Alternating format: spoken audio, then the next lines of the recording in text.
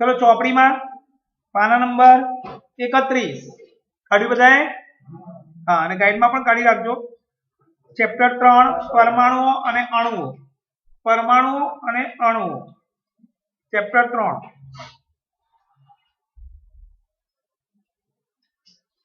પ્રકરણ 3 ચોપડી में पाना नंबर 31 पर प्राचीन भारतीय और ग्रीक तत्वज्ञानीओ हमेशा द्रव्यना अज्ञात और अदृश्य एवं स्वरूप विषे आश्चर्यचकित थता रह्या. ईस्वीसन पूर्वे 500 ની आसपास भारत में द्रव्यना विभाजनનો विचार કરવામાં આવ્યો. पहला जो प्राचीन भारतीय और ग्रीक तत्वज्ञानीओ हता हमेशा एवुं ज विचारता कि द्रव्य शुं छे. जे पहलो बीजो पाठ हतो ए के भाई एनी अंदर आवेलुं छे शुं. પછી 500 વર્ષ પૂર્વે એટલે આપણે અત્યારે 2021 એટલે 2100 વર્ષ એની પહેલા 500 વર્ષ એટલે આશરે 2500 વર્ષ પહેલાની વાત થઈ છે. ઈસવીસન પૂર્વે 500 નો મતલબ શું થયો કે અત્યારના 2100 વર્ષ તો ખરા ને એની પહેલાના 500 વર્ષ. ઈસુ ખ્રિસ્તના જન્મ પહેલાના 500 વર્ષ. ઈસુ ખ્રિસ્તનો જન્મ તો ત્યારથી આપણી સદી શરૂ થઈ ગયું. 2021 લખ્યું તો 2021 વર્ષ પહેલા ઈસુ ખ્રિસ્ત ભગવાનનો જન્મ થયો. એની પહેલા 500 વર્ષ પહેલા ભારતમાં દ્રવ્યના વિભાજનનો વિચાર કરવામાં આવ્યો હતો. દ્રવ્યના વિભાજનનો વિચાર કે દ્રવ્ય જેનું બનેલું છે એ દ્રવ્યને તોડીએ તો અંદર શું મળે એનો વિચાર કરવામાં આવ્યો.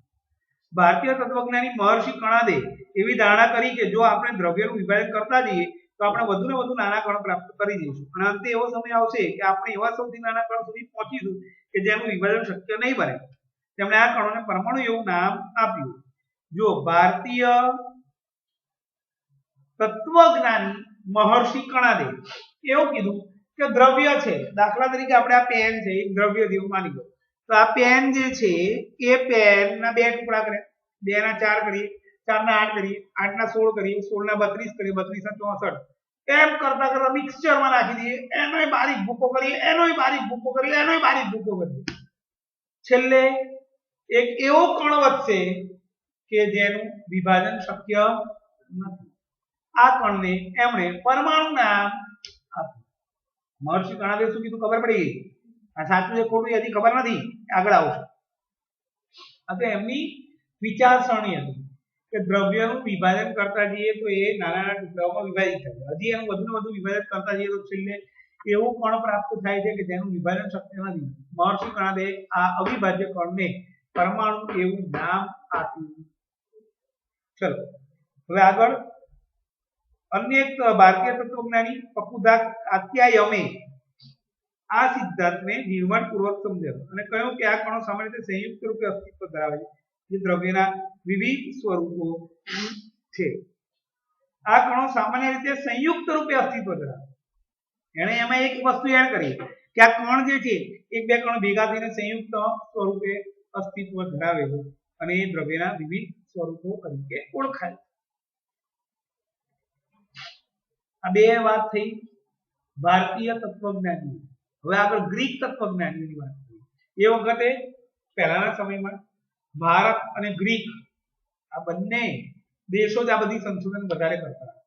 भारतीय तत्वज्ञानीए बधुं कीधुं ए ज वस्तु ग्रीक तत्वज्ञानी शुं कहे द्रव्य माटे एना विभाजन माटे ए सांभळ्युं. आखरे ए ज समयगाळामां प्राचीन ग्रीक तत्वज्ञानी डेमोक्रिटस अने ल्यूसियसे सूचव्युं कि जो आपणे द्रव्यने વધુ ને વધુ વિભાજન કરતા જઈએ તો એક એવો સમય આવશે કે પ્રાપ્ત થયેલ કણનું વધુ વિભાજન નહીં બને અને ડેમોક્રિટસે આ અવિભાજ્ય કણોને પરમાણુ કહ્યા એટલે કે અવિભાજ્ય કહ્યા.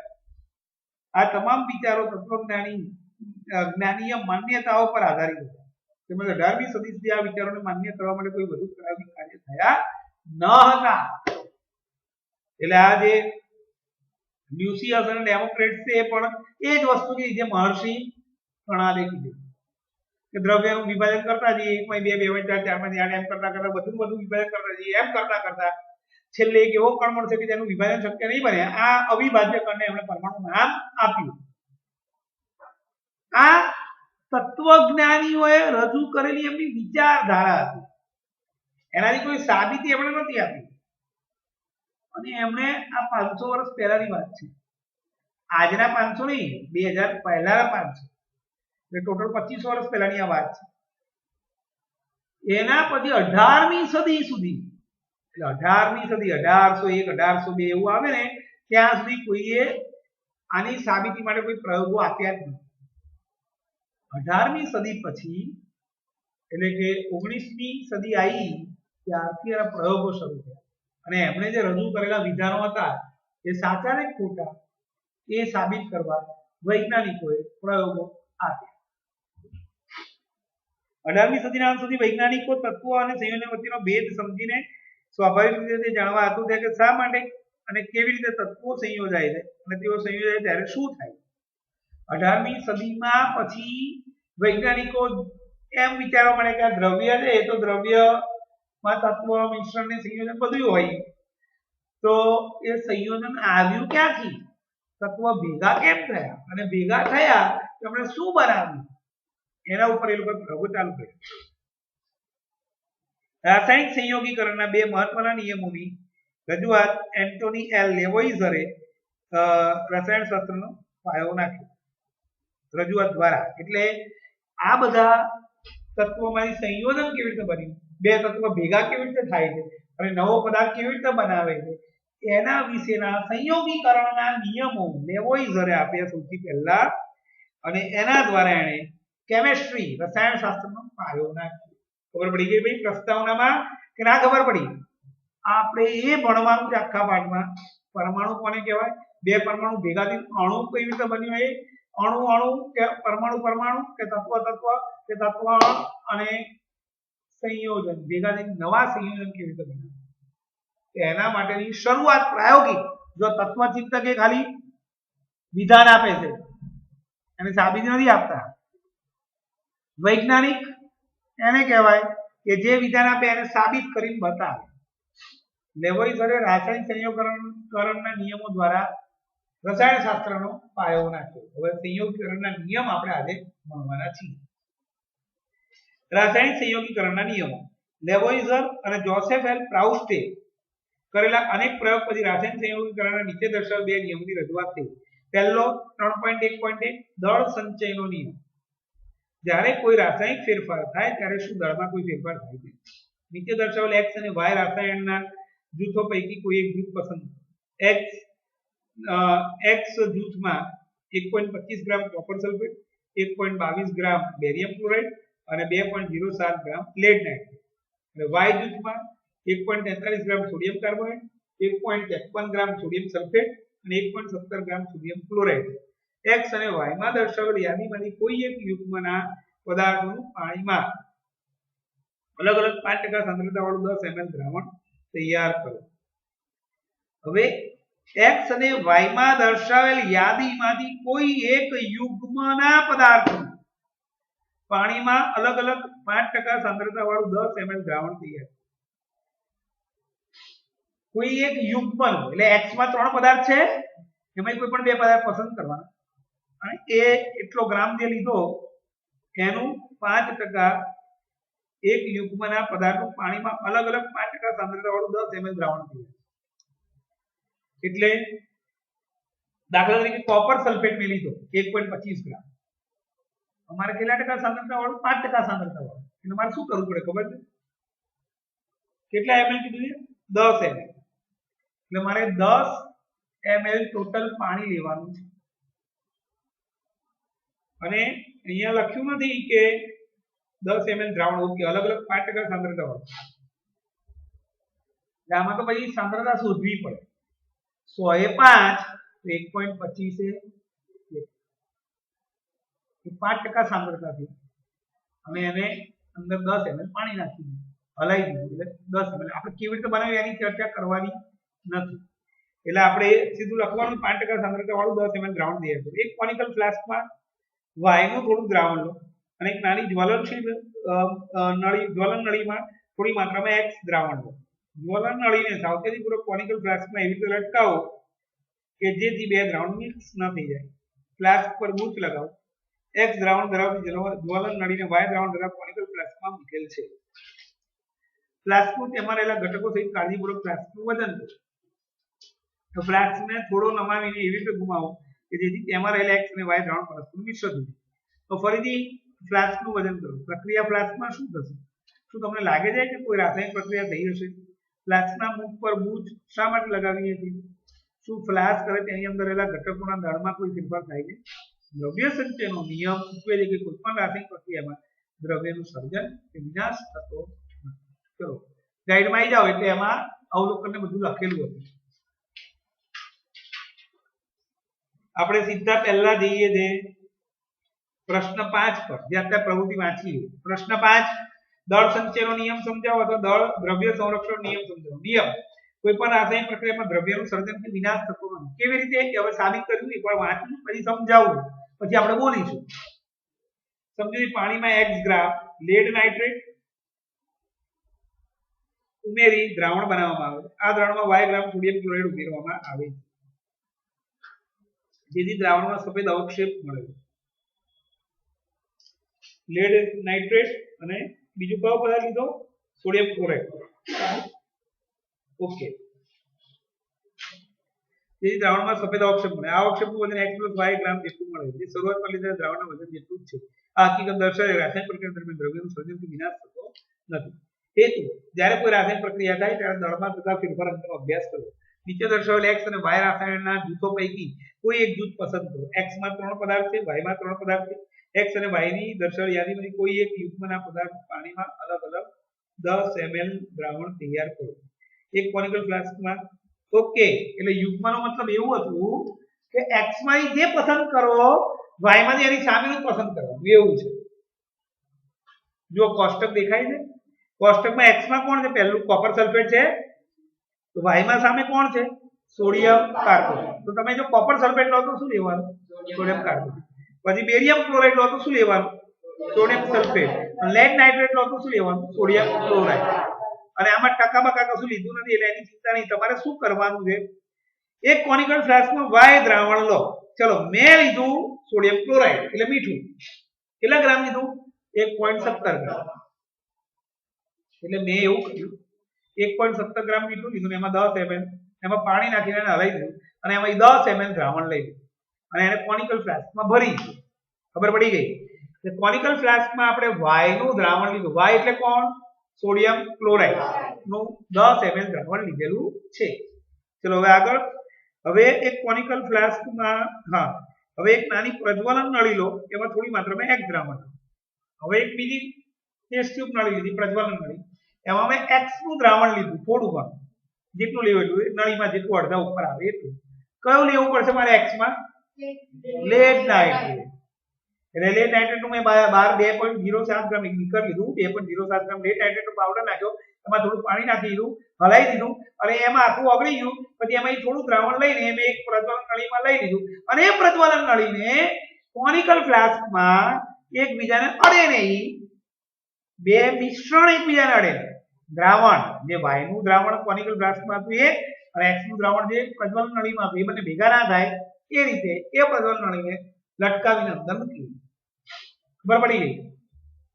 હવે ફ્લાસ્ક પર બૂચ લગાવી ફ્લાસ્કનું તેમાં રહેલા ઘટકો સહિત કાળજીપૂર્વક વજન કરો. આખા ફ્લાસ્કનું વજન કરવાનું. થઈ ગયું? ખબર પડી? સારું. હવે ફ્લાસ્કને થોડો નમાવીને એવી રીતે ઘુમાવો જેથી x અને y બંને મિક્સ થઈ જાય. હવે ફ્લાસ્કને થોડો નમાવી દો એટલે અંદર રહેલી નળીમાંથી બધું દ્રાવણ બહાર આવી જશે. x ને y ભેગા થશે. x કોણ હતું? Lead nitrate. અને y કોણ હતું? Sodium chloride. એ બંને વચ્ચે રાસાયણિક પ્રક્રિયા થઈને સફેદ અવક્ષેપ ઉત્પન્ન. અને પછી એ કોનિકલ ફ્લાસ્કનું ફરીથી વજન કરો થોડા સમય. હવે જુઓ બંને સરખું આવે કે અલગ અલગ આવે. ફ્લાસ્કમાં શું પ્રક્રિયા થશે? ફ્લાસ્કમાં અવક્ષેપ એટલે કે અદ્રાવ્ય પદાર્થ ઉત્પન્ન થશે. શું તમને લાગે કોઈ રાસાયણિક પ્રક્રિયાથી? અવક્ષેપ મળ્યા એટલે કે રાસાયણિક પ્રક્રિયાથી. ફ્લાસ્કના મુખ પર બૂચ કેમ લગાવીએ છીએ? બૂચ એટલા માટે લગાવીએ છીએ કે કોઈ દ્રવ્ય આપણે ફ્લાસ્કને આમ વાળ્યો કે ઢોળાઈ ન જાય અથવા હવા અંદર દાખલ ના થાય કે અંદરનું કોઈ પણ ઘટક બહાર ન જાય. શું ફ્લાસ્ક અને તેની અંદર રહેલા ઘટકોના દળમાં કોઈ ફેરફાર થાય છે? ના. પ્રક્રિયા પહેલા અને પ્રક્રિયા પછી એના દળમાં કોઈ ફેરફાર થતો નથી. આ નિયમને દળ સંચયનો નિયમ કહેવાય છે. કોઈ પણ પ્રક્રિયા દરમિયાન દ્રવ્યનું સર્જન કે વિનાશ થતો નથી. હવે સમજાવો. ચલો ધ્યાન આપો. મેં એક કોનિકલ ફ્લાસ્કમાં 1.17 ગ્રામ મીઠાનું દ્રાવણ લીધું, બરાબર. પછી એક પ્રજ્વલન નળી લીધી, એની અંદર 2.07 ગ્રામ લેડ નાઇટ્રેટનું દ્રાવણ લીધું. લઈ લીધું. હવે એને દોરીની બાંધી સાવચેતી રીતે એક બીજ કે પડી ના જાય એ રીતે એને કોનિકલ ફ્લાસ્કમાં મૂકી રબરનો બૂટ ઢાંકી. હવે આખા કોનિકલ ફ્લાસ્કને ઉચકીને એનું વજન કાંટો હોય ને શાકભાજી વાળા જો ઇલેક્ટ્રોનિક કાંટો એવો એક કાંટો હોય એની પર મૂકી દો, વજન બાદ લખી નાખો. હવે કોનિકલ ફ્લાસ્ક હતો એને થોડો ત્રાસો કરી નાખ્યો, એટલે અંદર નળી રહેલી નળી વળી ગઈ. આપણે અંદરનું બધું દ્રાવણ ક્યાં પડ્યું? બહાર. x દ્રાવણ y માં ભળી ગયું. x દ્રાવણ y માં ભળ્યું એટલે કે સોડિયમ ક્લોરાઇડ અને લેડ નાઇટ્રેટ તે રાસાયણિક પ્રક્રિયા. એટલે એમાંથી સફેદ અવક્ષેપ, એટલે કોફીમાં જેવું ફી ઉત્પન્ન થાય ને કોલ્ડ કોફીમાં ઉપર, એવું અવક્ષેપ મલાઈ જેવું પડ થઈ ગયું, પ્રક્રિયા થઈ ગઈ. હવે આપણે કશું કાઢ્યું જ નહીં, કશું કર્યું નહીં, ખાલી ગ્લાસને હલાયો, અંદરનું દ્રાવણ પીલાની અંદર પડી ગયું, બંને વચ્ચે પ્રક્રિયા થઈ, અવક્ષેપ ઉત્પન્ન થાય. અવક્ષેપ ઉત્પન્ન થઈ જાય પછી એ ફ્લાસ્કનું ફરીથી વજન કરો અને જુઓ પહેલાના વજન ને અત્યારના વજનમાં કોઈ ફરક છે? કોઈ ફરક નથી. એનો મતલબ શું થયું કે તમે જ્યારે બે પદાર્થ લો છો અને બંને વચ્ચે રાસાયણિક પ્રક્રિયા થાય છે તો એ બે પદાર્થનું જે ટોટલ વજન હોય એટલું જ વજન નવા પદાર્થોનું થશે. આને દળ સંચયનો નિયમ કહેવાય. મેં જેટલું દ્રાવણ y નું લીધું અને જેટલું દ્રાવણ x નું લીધું એ બંનેનું જે ટોટલ દળ થાય એટલું દળ જે બે નવા પદાર્થ પેદા થયા હોય એ બંનેના સરવાળા જેટલું થાય. આપણે ફ્લાસ્ક ને નળી ને બૂચ એનું વજન કાઢી નાખો કે દોરી અંદર બે પદાર્થ લીધેલા x ને y એ બંને ભેગા થયા, નવા પદાર્થો બન્યા. તો જે મૂળ પદાર્થનો દળનો સરવાળો હતો એટલો જ સરવાળો નવા પદાર્થના દળનો થાય છે. એટલે એવું કહી શકાય કે અહીં કોઈ નવું દ્રવ્ય ઉત્પન્ન થયું નથી, કે જે જૂનું દ્રવ્ય હતું એનો નાશ પણ થયો નથી, પણ અંદર રહેલા ઘટકોએ એકબીજા સાથે રાસાયણિક પ્રક્રિયા કરીને નવા સંયોજનો બનાવ્યા. દળ તો ટોટલ એટલું ને શું બોલ્યો ખબર પડી ગઈ કે ના ખબર પડી? અને શું કહેવાય? દળ સંચયનો નિયમ. કોણે આપ્યો હતો? લેવોઇઝર. રાસાયણિક સંયોગીકરણના બે નિયમ આપ્યા. એમાં પહેલો છે દળ સંચયનો નિયમ. જ્યારે રાસાયણિક પ્રક્રિયા થાય છે ત્યારે દ્રવ્યનું સર્જન થતું નથી કે વિનાશ થતો નથી. હવે સમજૂતીએ જવાબ થયો, પ્રવૃત્તિએ જવાબ નથી. તમને કોઈ એમ કે દળ સંચયનો નિયમ લખવાનું સમજાવો તો તમારે આવું લખવું પડે. દળ સંચયનો નિયમ રાસાયણિક સંયોગીકરણનો પહેલો નિયમ છે. આ નિયમ લેવોઇઝરે આપ્યો હતો. દળ સંચયનો નિયમ જ્યારે પદાર્થો વચ્ચે રાસાયણિક પ્રક્રિયા થાય છે ત્યારે તેમાં કોઈ પણ પ્રકારના દ્રવ્યનું સર્જન થતું નથી કે નાશ થતો નથી. સમજૂતી: x નામના પદાર્થને y નામના પદાર્થ સાથે રાસાયણિક પ્રક્રિયા કરાવી અને જે નવા પદાર્થોનું સર્જન થાય એ નવા પદાર્થનું કુલ દળ એ x અને y બંને પદાર્થના કુલ દળ જેટલું જ થાય છે. આથી કહી શકાય કે પ્રક્રિયા દરમિયાન જે દળ હતું એ દળમાં કોઈ ફેરફાર થયો નથી. દળ સંચય એટલે ટોટલ દળ. ધારો કે x નું દળ 10 છે, y નું દળ 12 છે. દળ આપણે લીધું ટોટલ દળ કેટલું? 22. જે નવો પદાર્થ બન્યા એનું પણ દળ માપશો તો એનું પણ ટોટલ દળ કેટલું થશે? 22. એટલે દળ પ્રક્રિયા દરમિયાન, રાસાયણિક પ્રક્રિયા દરમિયાન કોઈ નવા દ્રવ્યનું સર્જન ના થયું કે નવા દ્રવ્યનો વિનાશ પણ, કોઈ દ્રવ્યનો વિનાશ પણ થયો નથી. ખબર પડી ગયા? પૂછ્યું તો કોઈને? ઓકે, ચલો હવે આગળ. નિશ્ચિત પ્રમાણનો નિયમ ચોપડીમાં પાના નંબર 32 3.1.2.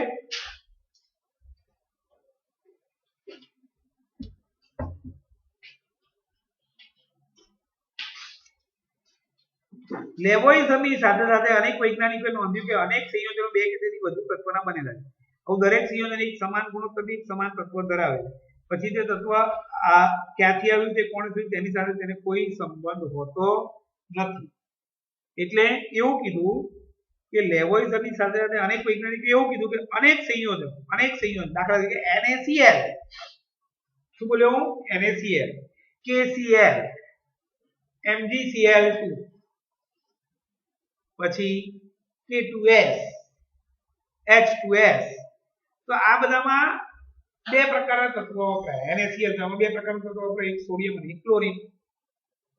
હવે એ બંને સંયોજન મીઠું બને. હવે એમાં સમાન તત્વ છે કે અલગ અલગ તત્વ છે, આ તત્વ આવ્યું ક્યાંથી, કોણે શોધ્યું, એની જોડે આ રાસાયણિક પ્રક્રિયાને કોઈ સંબંધ હોતો નથી. પાણી જેવા સંયોજન હાઇડ્રોજન અને ઓક્સિજનનો દળથી ગુણોત્તર હંમેશા 1:8 થી થાય છે. એટલે કે પાણી ક્યારે બનશે?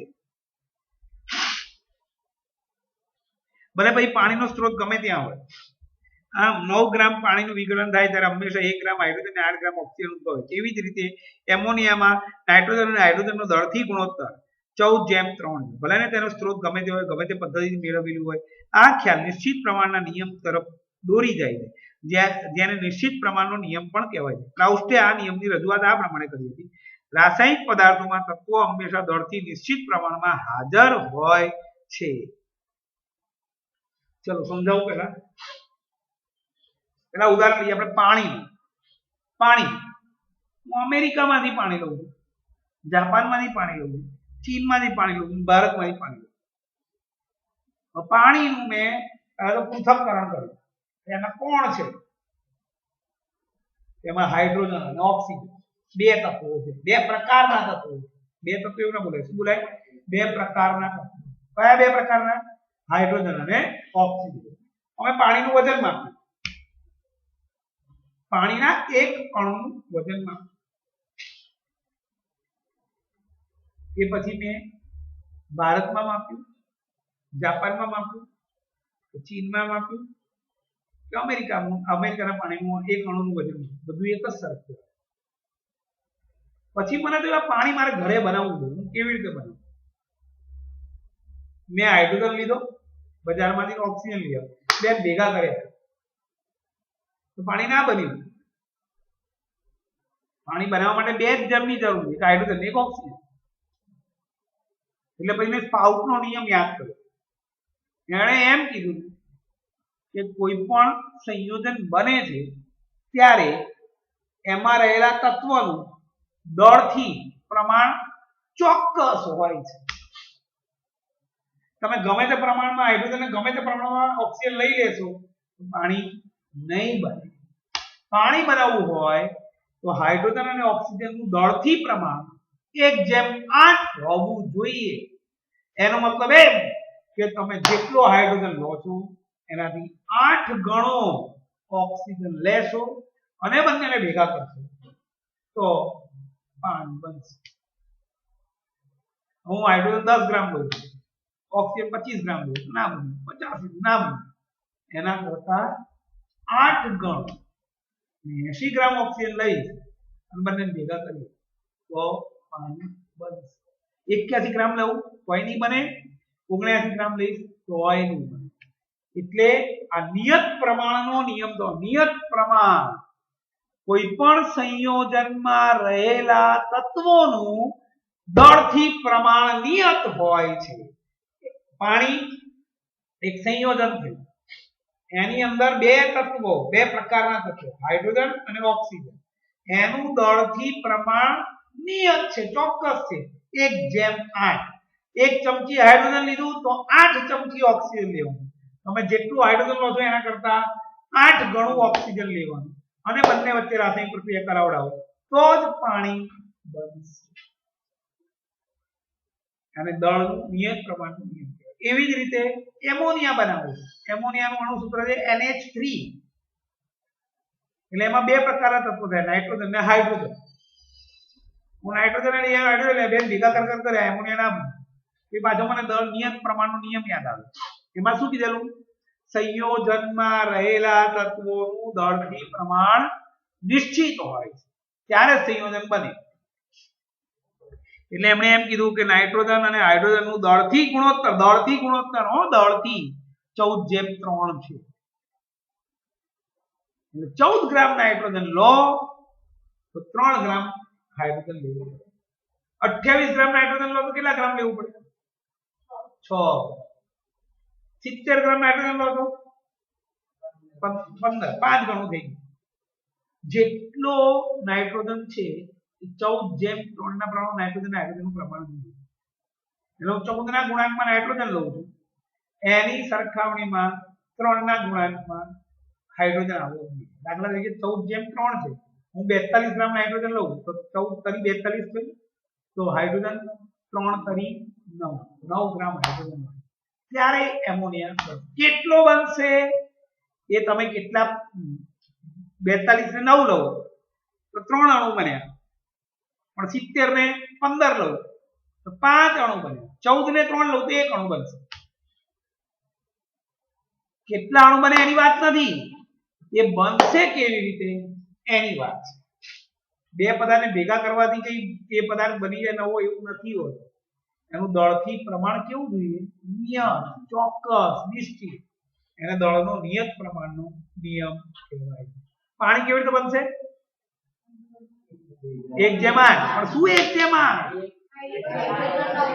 ખોટી વસ્તુ. આ બોલ્યો એ ખોટી વસ્તુ કે સાચી વસ્તુ?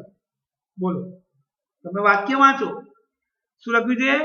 પાણી જેવા સંયોજનમાં હાઇડ્રોજન અને ઓક્સિજનનો દળથી ગુણોત્તર. ખાલી હાઇડ્રોજન ઓક્સિજન એવું નહીં બોલવાનું. શું બોલવાનું? હાઇડ્રોજન અને ઓક્સિજનનો દળથી ગુણોત્તર 1:8 થવો જોઈએ. તમે જેટલું હાઇડ્રોજન લો એના કરતા 8 ગણો ઓક્સિજન દળમાં લો અને પછી બંને વચ્ચે પ્રક્રિયા થાય તો પાણી બને. હાઇડ્રોજન પહેલા લખો, ઓક્સિજન પાછળ લખો તો 1:8. પણ ઓક્સિજન શબ્દ પહેલા લખો અને હાઇડ્રોજન શબ્દ પછી લખો તો 8:1 એવું લખવું પડે. શું બોલ્યો? ખબર પડી ગઈ? એવી રીતે એમોનિયા બનાવવું હોય તો શું કરવું પડે? બે પ્રકારના તત્વ લેવા પડે, નાઇટ્રોજન અને હાઇડ્રોજન. પણ એમનું દળથી ગુણોત્તર કેટલો રાખવો પડે? 14:3. એટલે ગુણોત્તર 14:3 થવો જોઈએ.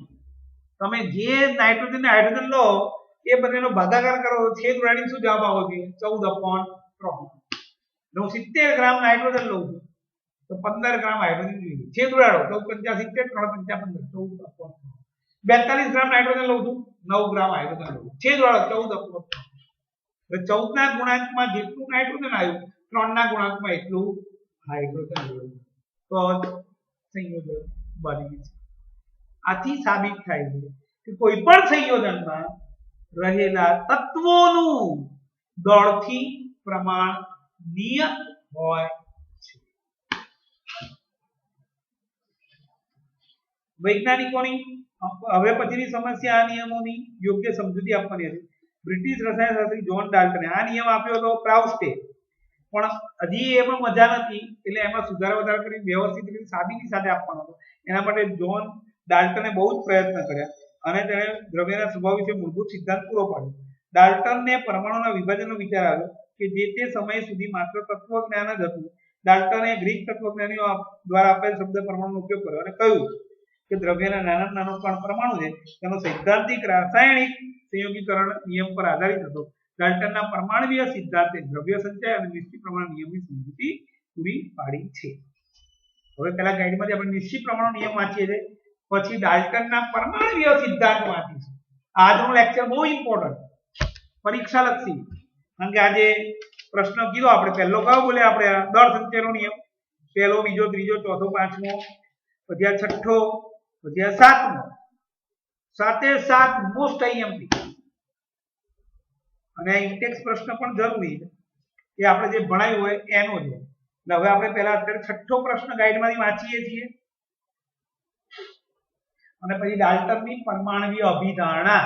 ડાલ્ટને ગ્રીક શાસ્ત્રી અને જે ભારતના તત્વજ્ઞાનીએ પરમાણુ શબ્દ આપ્યો હતો એની ડિટેલમાં સમજૂતી આપી અને એમાં એણે આ સંયોગીકરણના નિયમનો ઉપયોગ કર્યો અને એ સંયોગીકરણ નિયમ પણ એણે વ્યવસ્થિત સમજાયા. બે નિયમ થયા સંયોગીકરણ. કયા બે નિયમ થયા? એક દળ સંચય, બે પદાર્થને ભેગા કર્યા નવા પદાર્થ બન્યા. તે બે પદાર્થનું જે ટોટલ દળ હતું એટલું જ નવા પદાર્થના બનેલા પદાર્થનું ટોટલ દળ થાય. એટલે દ્રવ્ય ઉત્પન્ન થતો નથી કે દ્રવ્ય નાશ પણ પામતો નથી. હા, પદાર્થ બદલાઈ જાય. હું એમ કહું કે NaCl અને આપણે કયા પદાર્થ લીધેલા? લેડ નાઇટ્રેટ PbNO3 ટ્વાઇસ અને NaCl એ બે લીધેલા. તો મને એમાંથી નવા બે પદાર્થ બને NaNO3 અને PbCl. કયા બને એની ચિંતા નથી, પણ જે નવા બન્યા એનું ટોટલ દળ અને જે મૂળ હતા એનું ટોટલ દળ કેવું રહ્યું? સરખું. પદાર્થ નવા બન્યા પણ Pb હતો તો Pb વાળો નવો બન્યો, Na હતો તો Na વાળો નવો બન્યો. પેલામાં NaCl હતું લીધું એ, એટલે NaCl ભેગા હતા. જે નવું બનશે એમાં Pb અને Cl ભેગા હશે. પેલામાં Pb ને NO3 ભેગા હતા. નવું બનશે એમાં Na ને NO3 ભેગા થયા. પણ NO3 નું પ્રમાણ, Cl નું પ્રમાણ આ બાજુ જે Cl નું પ્રમાણ હતું એટલું જ આ બાજુ Cl નું રહેશે. આ બાજુ જેટલું Pb નું પ્રમાણ હતું એટલું જ આ બાજુ Pb નું રહેશે. આ બાજુ જેટલું Na નું પ્રમાણ હતું એટલું જ આ બાજુ Na નું રહેશે. આ બાજુ NO3 નું જેટલું પ્રમાણ હતું આ બાજુ NO3 નું એટલું જ રહેશે. અહીં કોઈ નવો દ્રવ્ય ના પેદા થયો.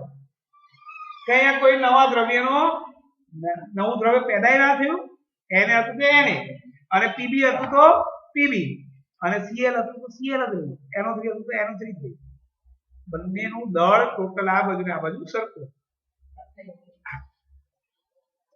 ગણિત થી હું તમને ભાઈ સાંજે ફોન કરીશ.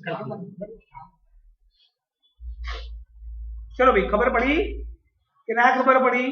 એટલે દળ સંચયનો નિયમ શું કહે છે કે તમે રસોઈ બનાવવા માટે ધારો કે ખીચડી બનાવી છે, એમાં જેટલું પાણી લીધું, જેટલા આપણે દાળ લીધી, જેટલું મીઠું નાખ્યું, પછી જેટલું અંદર મસાલા નાખ્યા એનું ટોટલ દળ કરી નાખો. કુકરની સીટી ના વાગવી જોઈએ. નવો પદાર્થ બની ગયો તો એનું જે બન્યું ખીચડી એનું દળ કરો. એ આગળના જેટલા દળ હતું એટલું જ પ્રાપ્ત. આપણે ઘરે ના થાય. કેમ ના થાય? કેમ ના થાય? પાણી વરાળ બનીને ઉડી જાય. હા, આપણે એ ઘટકોને બાદ કરી નાખો. જે દાળ લીધેલી, જે મીઠું લીધેલું, જે મરચું લીધેલું કે હળદર લીધેલું એનું ટોટલ દળ અને ઉત્પન્ન થતી ખીચડીનું ટોટલ દળ એ બંને કેવું થશે? સેમ. હા, પાણીનો જથ્થો હશે થોડું ઘણું તો એ દળમાં ફરક આવે. એટલે આપણે રાસાયણિક પ્રક્રિયા કરી, આ રાસાયણિક ના થઈ. રાસાયણિક પ્રક્રિયાનો મતલબ શું ખબર તમને? આગળના પાઠોમાં આવી ગયું. નવા પદાર્થો બને. ખીચડી નવો પદાર્થ નથી, એનું સ્વરૂપ બદલાઈ ગયું, બફાઈ ગયું, મસાલા વાળું થયું. એટલે કાચી હતી દાળ, બાફી છે, બીજું કશું નથી. ખીચડીમાં લાડવો બને તો એ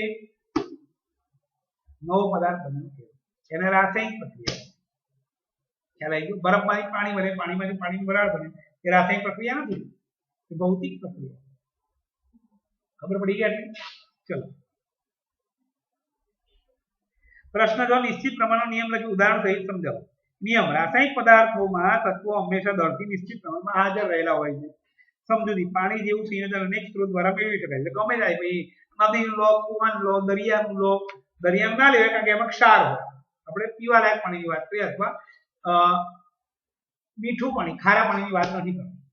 તો એ પાણીમાં હાઇડ્રોજન અને ઓક્સિજન જ હશે, ગમે તે પાણી હશે, પણ એમાં હાઇડ્રોજન અને ઓક્સિજનનું વજનથી પ્રમાણ નિશ્ચિત હશે. જેમ કે 1:8 વજન, હું વ્યવહારમાં વજન બોલું છું પણ ખરેખર એને શું કહેવાય? દળ. આપણે ગુરુત્વાકર્ષણના પાઠમાં આવ્યું છે, દળ અને વજન ડિફરન્સ છે. પણ વ્યવહારમાં આપણે દળને જ વજન કહી દઈએ. કોઈ એમ કે તારું વજન કેટલું? એટલે કે 45 કિલોગ્રામ. એ ખોટું છે. કિલોગ્રામ તો દળનો એકમ, વજન એકમ તો ન્યૂટન છે. આ તો વ્યવહારમાં ચાલી જાય. એટલે આપણે દળ જ લખવાનું કે રાસાયણિક પ્રક્રિયા દરમિયાન ઉત્પન્ન થતા નવા સંયોજનોમાં જે દળ છે એ ક્યાંય બદલાતું નથી. એટલે કે નવો પદાર્થ ઉત્પન્ન થતો નથી, દ્રવ્ય ઉત્પન્ન થતું નથી. આ પહેલો હતો. રાસાયણિક પદાર્થ તત્વો હંમેશા દળથી નિશ્ચિત પ્રમાણમાં હાજર રહેલા હોય છે. પાણી જેવું સંયોજન અનેક સ્ત્રોત દ્વારા મેળવી શકાય છે. પાણીનો સ્ત્રોત કોઈ પણ હોય, પણ જો 9 ગ્રામ પાણીનું વિઘટન કરે તો હંમેશા 1 ગ્રામ હાઇડ્રોજન અને 8 ગ્રામ ઓક્સિજન જ મળશે. આમ પાણીમાં હાઇડ્રોજન અને ઓક્સિજનનું દળથી ગુણોત્તર હંમેશા 1:8 થાય. એમોનિયામાં નાઇટ્રોજન અને હાઇડ્રોજનનો દળથી ગુણોત્તર હંમેશા 14:3 થાય. ચલો, હવે પ્રશ્ન 7 ગાઈડમાંથી વાંચી લઉં. 7, 8, 9, 10, 11 આજના ઘરકામમાં 11 સુધીના પ્રશ્ન પ્રવૃત્તિ સાથે 2 વાર લખવાના. કાલે મોઢે જોઈશે. ડાલ્ટનના પરમાણુ સિદ્ધાંતની અભિધારણાઓ જણાવો. પહેલું આ પરીક્ષાલક્ષી જવાબ છે.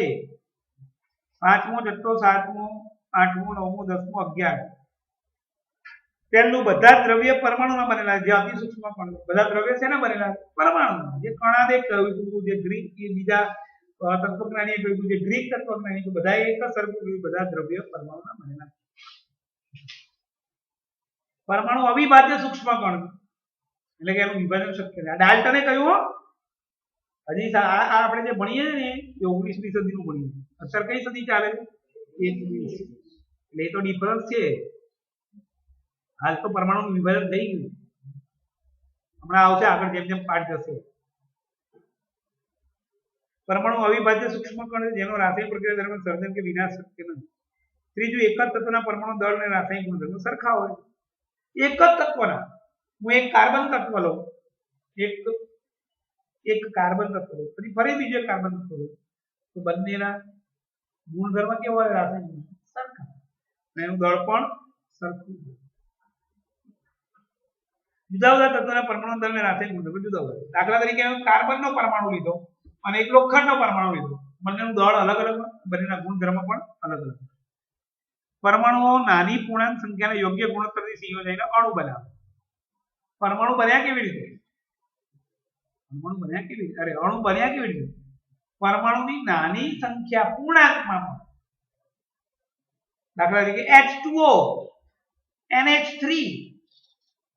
તો H ના 2 પરમાણુ અને O નો 1 પરમાણુ જોડાઈને પાણીનો અણુ સૂત્ર બન્યું H2O. એમોનિયા NH3, તો N નો 1 પરમાણુ અને H ના 3 પરમાણુ. CO2, કાર્બનનો 1 પરમાણુ અને O ના 2 પરમાણુ. N2O, N ના 2 પરમાણુ અને O નો 1 પરમાણુ એકબીજા સાથે જોડાઈને આવું બનાવાય. કોઈ દિવસ એવું વાંચ્યું? H અડધો O, જે પરમાણુ એકબીજા સાથે જોડાય ત્યારે પરમાણુની સંખ્યા હંમેશા નાની પૂર્ણાંક ગુણોત્તરમાં. H2O ને હું આવું બોલી શકું, H4O2. તો એવી ને બે વડે ભાગી નાખો, કોમન કાઢો તો H2O થઈ જાય. H8O4 એવું બોલાય નહીં. નાનામાં નાની પૂર્ણાંક સંખ્યા બોલવી પડે. H2O1, 2 અને 1. કોઈ પણ સંયોજનમાં પરમાણુની સાપેક્ષ સંખ્યા અને પ્રકાર નિશ્ચિત હોય. કોઈ પણ સંયોજનમાં પરમાણુની સાપેક્ષ સંખ્યા, આજે બોલ્યો એ H2O, H કેટલા? 2, O કેટલા? દળ નથી, પરમાણુની સંખ્યા છે. હાઇડ્રોજનના 2 પરમાણુ લીધા અને ઓક્સિજનનો 1 પરમાણુ. NH3, N નો 1 પરમાણુ, હાઇડ્રોજનના 3. જો ભૂલે તો હાઇડ્રોજનના 6 પરમાણુ આવી જાય અને એમનો 1 પરમાણુ આવે, એમોનિયા ના બને. એમોનિયા બનાવવા માટે શું જોઈએ? નાઇટ્રોજનનો 1 પરમાણુ અને હાઇડ્રોજનના 3. ખબર પડે એવું શું? એટલે છેલ્લું વાક્ય એવું છે કે કોઈ પણ સંયોજનમાં પરમાણુની સાપેક્ષ સંખ્યા એટલે H2O નો મતલબ શું થયો કે H ના 2 પરમાણુ લીધા તો O નો 1 જોઈએ. H ના 10 પરમાણુ લઉં તો O ના 5 જોઈએ. હવે એનો ગુણોત્તર કાઢો. H ના 2, O નો 1, 2:1. સંખ્યાનો ગુણોત્તર કાઢીએ, દળનો નહીં. દળનો ગુણોત્તર તો 1:8 છે. જેટલો હાઇડ્રોજન એના કરતા 8 ગણો ઓક્સિજન. પણ આપણે એક એક પરમાણુના સંખ્યાની વાત કરીએ કે જેટલી સંખ્યામાં હાઇડ્રોજન લો છો એનાથી અડધી સંખ્યામાં ઓક્સિજન જોઈએ. 10 હાઇડ્રોજન લો તો ઓક્સિજન કેટલા જોઈએ? 5. હવે એનો ગુણોત્તર કાઢો, 10/5 કેટલો જવાબ આવશે? 2:1. એવી રીતે એમોનિયામાં જેટલી સંખ્યામાં નાઇટ્રોજન લો છો એના કરતા 3 ગણા હાઇડ્રોજન લેવા. સંખ્યાનો ગુણોત્તર 1:3 થયો. હું 10 નાઇટ્રોજન લઉં તો હાઇડ્રોજન કેટલા લેવા પડે? 30. 10:30, 10/30 એટલે 1:3. જ્યારે એક નાઇટ્રોજનનો પરમાણુ લો અને 3 હાઇડ્રોજનના પરમાણુ લો ત્યારે એક એમોનિયાનો અણુ બને છે. 10 નાઇટ્રોજનના પરમાણુ લો, 30 હાઇડ્રોજનના પરમાણુ લો તો 10 એમોનિયાના અણુ બનશે. એટલે અહીંયા લખી દે કે કોઈ પણ સંયોજનમાં રહેલા પરમાણુની સંખ્યા સાપેક્ષ સંખ્યા એટલે એકની સાપેક્ષ બીજાની. નાઇટ્રોજન 1 લીધેલો તો હાઇડ્રોજન 3 લઉં તો એમોનિયા બને. હાઇડ્રોજન 2 લઉં ઓક્સિજન 1 લઉં તો પાણી બને. સાપેક્ષ સંખ્યા છે એટલે એનો ગુણોત્તર 2:1 એ નિશ્ચિત હોય છે. પ્રશ્ન 8 એક પ્રક્રિયામાં 5.3 ગ્રામ સોડિયમ કાર્બોનેટ 6 ગ્રામ ઇથેનોઇક એસિડ પ્રક્રિયા પામે છે. 2.2 ગ્રામ CO2 0.9 ગ્રામ પાણી 8.2 ગ્રામ સોડિયમ ઇથેનોઇડ છે. તો દ્રવ્ય સંચયનનું જો તમને અણુસૂત્ર ના આવડે અત્યારે કોઈ ચિંતા નથી કરવાની. અણુસૂત્ર ક્યારે આવડશે? જ્યારે બનાવતા શીખીશું ત્યારે. આ તો જવાબ આપ્યો ગુજરાતીમાં સમીકરણ લખીને જ આપણે નીચે જુઓ સવાલમાં સમીકરણ લખીને આપી એક નથી આપ્યું ગુજરાતીમાં, બસ આપણે એ જ જોવાનું. હવે એમાં એની નીચે એનું દળ લખી નાખો. સોડિયમ કાર્બોનેટ નું દળ કેટલું હતું? રકમમાં વાંચો. સોડિયમ કાર્બોનેટ નું દળ કેટલું છે? 5.3 ગ્રામ. પછી ઇથેનોઇક એસિડ નું 6 ગ્રામ. ચલો એ બંનેનો સરવાળો કરો. 5.3 + 6 કેટલા થાય? 11.3. એટલે ડાબી બાજુનું દળ ટોટલ થયું 11.3. એટલે કે પ્રક્રિયામાં જે પદાર્થોએ ભાગ લીધા એ પ્રક્રિયકોનું દળ 11.3 ગ્રામ થયું. હવે જમણી બાજુ સોડિયમ ઇથેનોઇડ એનું દળ કેટલું છે? 8.2. કાર્બન ડાયોક્સાઇડ નું 2.2 અને પાણીનું 0.9. એટલે હવે એનો સરવાળો કરો. 8.2 + 0.9 + 2.2 કેટલું થાય છે? ગણો. 11.3. એટલે જે પદાર્થો પ્રક્રિયકમાં લીધેલા પ્રક્રિયામાં ભાગ લેવા માટે એનું ટોટલ દળ અને જે નવા પદાર્થ રાસાયણિક પ્રક્રિયાથી ઉત્પન્ન થયા એનું ટોટલ દળ, બંનેનું ટોટલ દળ કેવું આવ્યું? સમાન છે. આથી આ દ્રવ્ય સંચય દળ સંચયના નિયમનું પાલન કરે છે એવું સાબિત થાય છે. ખબર પડી ગઈ આટલી? પાણી બનાવવા માટે હાઇડ્રોજન અને ઓક્સિજનનું દળથી પ્રમાણ 1:8 જો 3 ગ્રામ હાઇડ્રોજન લઉં તો ઓક્સિજન કેટલો જથ્થો જોઈએ? ચલો 1:8 નો મતલબ શું થયો? 1 ગ્રામ હાઇડ્રોજન તો 8 ગ્રામ ઓક્સિજન. તો 3 ગ્રામ હાઇડ્રોજન એ કેટલા? 24 ગ્રામ ઓક્સિજન. ડાલ્ટનના પરમાણુ સિદ્ધાંતની કઈ અભિધારણા દ્રવ્ય સંચયનું નિયમન કરે છે? દ્રવ્યનું સર્જન થતું નથી કે તેનો વિનાશ થતો નથી. ડાલ્ટનના પરમાણુ સિદ્ધાંતની કઈ અભિધારણા નિશ્ચિત પ્રમાણનું નિયમન કરે છે? છેલ્લું કોઈ પણ સંયોજનમાં પરમાણુની સાપેક્ષ સંખ્યા અને ગુણોત્તર નિશ્ચિત હોય છે. ખબર પડી ગઈ આટલી? અભિધારણા 100% આવશે. દળ સંચયનો નિયમ અથવા નિયત પ્રમાણનો નિયમ આ ત્રણમાંથી એક પ્રશ્ન હોય ને હોય જ. કોઈ પણ પેપર જોઈ લેવાનું. અત્યાર સુધી છેલ્લા 20 વર્ષના કોઈ પણ પેપર આ પાઠ નથી બદલાયો. આ કોમન છે. તમારે જે કોર્સ બદલાય કોર્સમાં થોડો ઘણો ફેરફાર આવે. બેઝિક તો એમની જ જો પહેલાનો વિજ્ઞાન વિદ્યાર્થી ના બધું સરખું. 11 પ્રશ્ન ચાલ્યા. પ્રવૃત્તિ સાથે 2 વાર લખવાના. બરાબર?